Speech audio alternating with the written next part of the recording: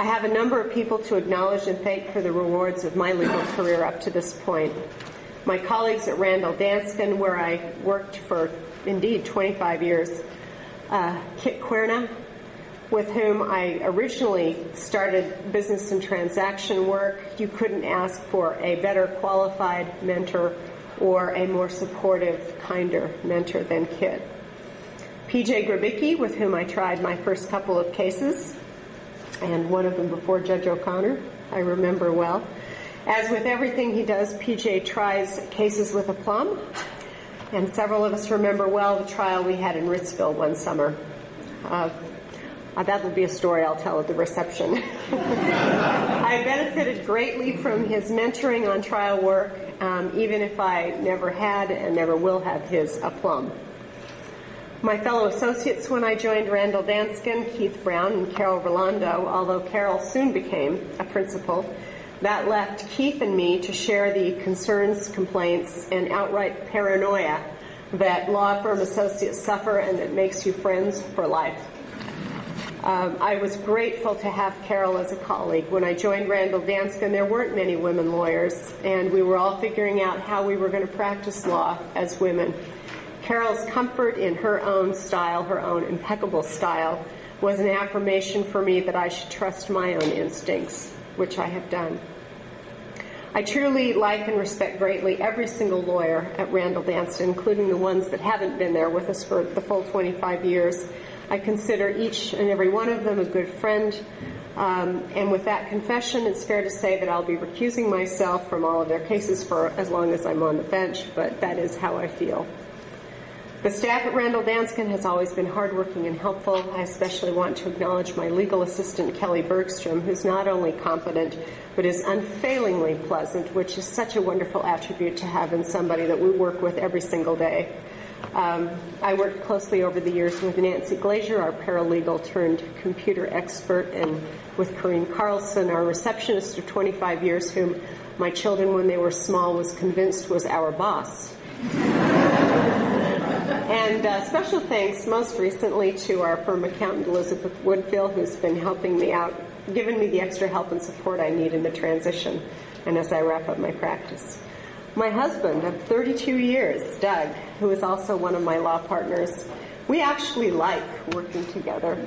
And I will miss being next door to him, but any of you who've driven past our front yard lately know he's given me plenty of work to do with him at home.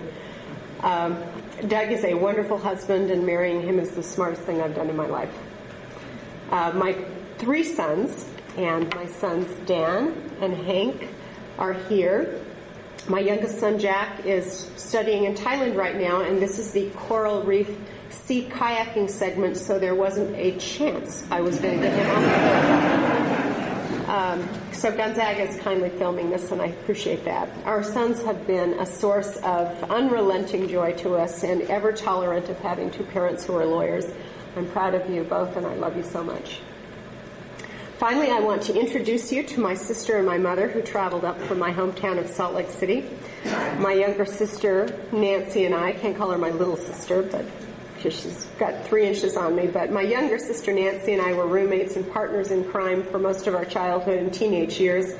She is one of the most special people in my life, and it's just wonderful to have her here.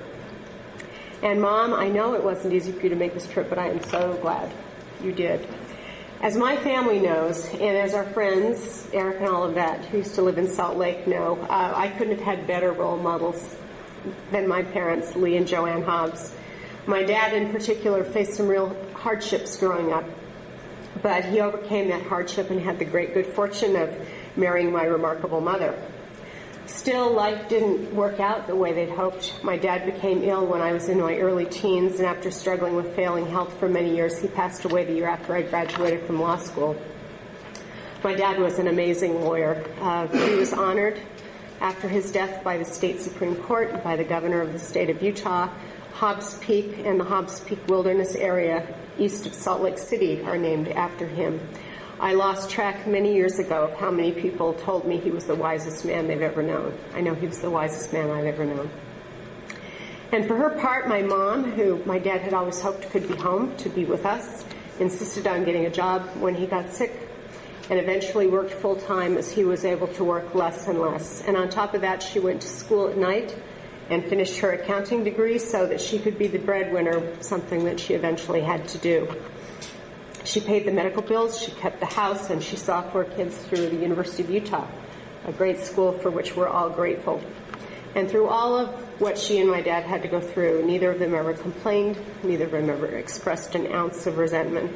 They loved each other, and they loved us. So the heart I bring to this position is full, thanks to their loving example.